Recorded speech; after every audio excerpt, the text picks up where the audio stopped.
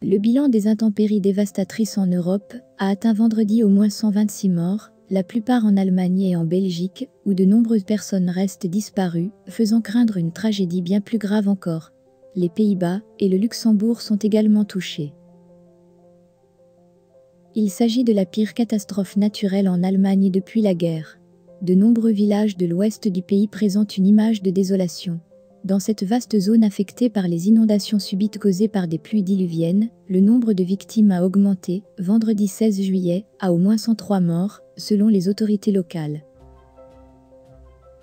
Je crains que nous ne voyions toute l'étendue de la catastrophe que dans les prochains jours, a prévenu jeudi soir la chancelière Angela Merkel, en visite à Washington. Les inondations ont également dévasté une bonne partie de la Belgique depuis mercredi et ont fait au moins 20 morts, tandis que 20 personnes étaient portées disparues, selon un bilan provisoire fourni vendredi par la ministre de l'Intérieur, Annelie Verlinden. Ce sont les inondations les plus catastrophiques que notre pays ait jamais connues, a déclaré le Premier ministre belge, Alexander De Croo, lors d'une conférence de presse vendredi après-midi. La priorité est de sauver les victimes, a-t-il déclaré, rappelant que la FA nationale avait été déclenchée jeudi après-midi et soulignant que le bilan définitif n'était pas encore connu. Le chef de l'État a également décrété mardi 20 juillet jour de deuil national. Le Luxembourg et les Pays-Bas, où plusieurs quartiers de Maastricht ont dû être évacués, ont également été durement touchés. L'ensemble de ces pays déplore à ce stade au moins 126 décès. En Allemagne, le bilan est probablement appelé à grimper en raison du nombre de personnes toujours portées disparues. Une des régions les plus touchées, la Rhénanie-Palatinat, a vu le nombre de décès recensés passer vendredi matin de 28 à 60. Près de Cologne, de nombreuses personnes étaient portées disparues et plusieurs morts dénombrés après un glissement de terrain consécutif aux crues, selon une porte-parole du district. Les images de la zone sinistrée montraient un vaste cratère dans lequel se déversaient des masses de terre, d'eau brune et de débris. Plusieurs centaines de soldats mobilisés.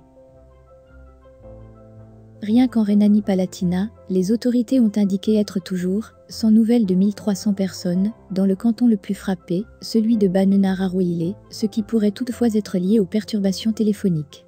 Concrètement, nous tablons encore sur 40, 50 ou 60 disparus et quand vous avez des personnes qui n'ont pas donné signe de vie depuis tant de temps, on doit craindre le pire, a déclaré son ministre de l'Intérieur Roger Lewandowski. Il doit en outre continuer à pleuvoir dans certaines régions de l'ouest du pays. Et le niveau du Rhin et de plusieurs de ses affluents monte dangereusement. Près d'1 millier de soldats ont été mobilisés pour aider aux opérations de secours et de déblaiement dans les villes et villages, qui tous offrent le même spectacle, rues et maisons sous les eaux, voitures renversées, arbres arrachés. C'est une catastrophe unique d'une ampleur sans précédent, assène Gerd Landsberg, directeur général de l'Association allemande des villes et municipalités.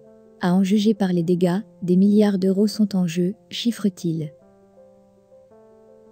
Ces intempéries ont placé la question du réchauffement climatique au centre de la campagne électorale, qui bat son plein en Allemagne en vue du scrutin législatif du 26 septembre au terme duquel Angela Merkel quittera le pouvoir. Une atmosphère plus chaude retient en effet davantage d'eau et peut provoquer des précipitations d'extrême intensité.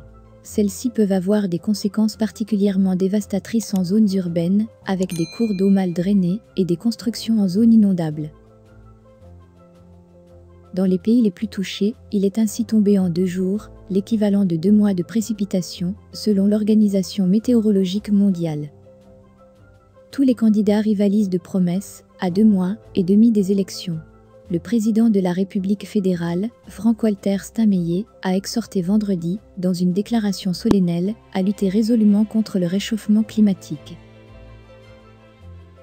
Les inondations qui touchent la Belgique, principalement l'Est et le sud du pays, ont fait au moins 20 morts, tandis que 20 personnes étaient portées disparues, selon la ministre de l'Intérieur, vendredi à la mi-journée.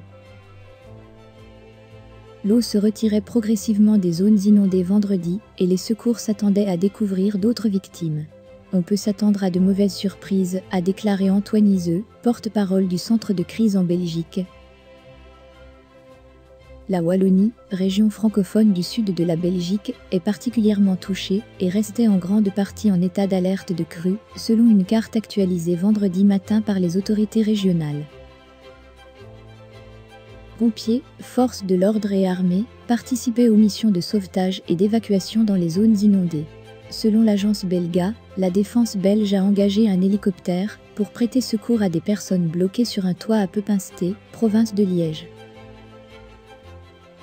Plus de 21 000 personnes étaient privées d'électricité dans la région, selon le gestionnaire des réseaux de distribution d'électricité et de gaz en Wallonie, faisant état de l'inondation de 300 cabines de distribution. L'eau courante était par ailleurs jugée non potable en raison des conditions météorologiques dans plusieurs communes de la province de Liège. D'après la police fédérale, des dizaines de tronçons routiers restaient fermés à la circulation et une majeure partie du trafic ferroviaire était interrompue en Wallonie. Aucun TGV Thalys ne circulera vendredi entre la Belgique et l'Allemagne. À Liège, quatrième ville la plus peuplée de Belgique, les autorités locales avaient appelé, jeudi après-midi, des milliers d'habitants des quartiers bordant la Meuse à quitter leur logement, en prévision d'une forte montée du niveau du fleuve. Le niveau de l'eau en centre-ville n'a finalement pas augmenté durant la nuit et commençait à baisser tout doucement, dans le quartier le plus touché, a indiqué vendredi la police liégeoise, tout en rappelant que de nombreux axes routiers alentours restaient fermés. Voilà les amis, c'est la fin de cette vidéo. Merci de l'avoir regardée. Surtout n'oubliez pas de vous abonner sur notre chaîne, afin de ne manquer aucune de nos prochaines vidéos. À très bientôt.